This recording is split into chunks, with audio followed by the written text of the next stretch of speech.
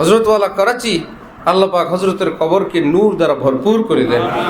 হজরত বলেন, কোনো আল্লাহর দেওয়ানা দেখলে যদি কারো ভালো লাগে, আনন্দ লাগে, খুশি লাগে, এটাও তোমার জন্য লক্ষণ আল্লাহ ওয়ালা হওয়ার কিছু মাত্রা তোমার মধ্যে বিদ্যমান আছে। এই জন্যই তো ভালো লাগে। তুমি যদি সেটাকে কাজে লাগাও, আগে বাড়াও, তুমিও একদিন আল্লাহর ওলি হবে, আল্লাহর দেওয়ানা হবে। আল্লাহ পাক আমাদেরকে এই পথে চলার তৌফিক দান করেন।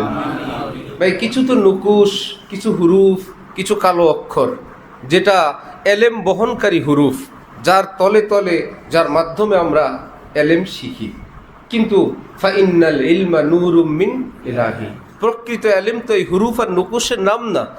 এলেম তো নূরে এলাহিকে বলে।